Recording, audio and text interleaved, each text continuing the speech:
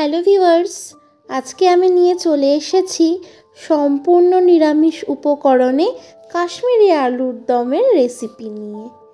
তাহলে চলো দেখে নাও আজকের আমার কাশ্মীরি আলুর দমের রেসিপি।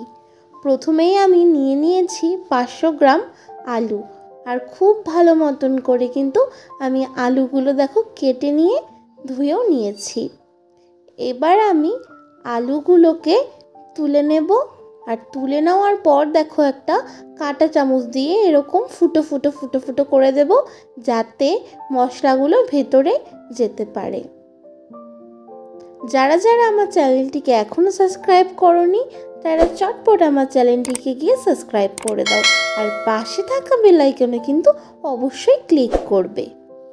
দেখো বাকি আলুগুলোকেও কিন্তু কাঁটা চামচ দিয়ে আমি এভাবে ফুটো ফুটো করে নিয়েছি।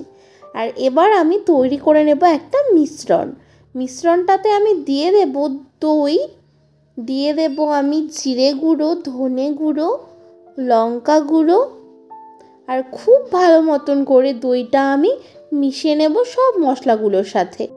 আর এটা মাথায় রাখতে হবে মিশ্রণে যেন মশলাগুলো খুব ভালো মতন মিশে যায়। দেখো এপাশে আমি ফ্রাইং প্যান বসিয়ে দিলাম, আর তেল দেওয়ার পর তেলটাও আমি গরম করে নিয়েছি। এবার আমি আলু দিয়ে দেব, আর 5 মিনিটের জন্য আমি আলুগুলো কিন্তু লো ফ্লেমে ঢাকা দিয়ে দেব, যাতে আলুগুলো ভালো মতন সেদ্ধ হয়। 5 মিনিট পর ফিরে এলাম, দেখো আলুগুলোর কালার কিন্তু চেঞ্জ হয়ে গেছে। খুব ভালো মতনই কিন্তু এটা ভাজা ভাজা করে আমি এটাকে নামিয়ে নিলাম। আর দিয়ে দিলাম দারচিনি, এলাচ, হিং, লঙ্কা গুঁড়ো, হলুদ, আদা বাটা, আর দিয়ে দিলাম কাজু বাদাম বাটা। আর সব কিছু একসাথে আমি খুব ভালো মতন নাড়াচাড়া করব যতক্ষণ না খুব সুন্দর একটা কালার আসে। দেখো খুব সুন্দর একটা কালার চলে এসেছে। এবার আমি দইয়ের মিশ্রণটা দিয়ে দেব, আর খুব ভালো মতন সব কিছু একসাথে মিশিয়ে লো টু মিডিয়াম ফ্লেমে এটাকে আমি কিছুক্ষণ ভালো মতন কুক করে নেব।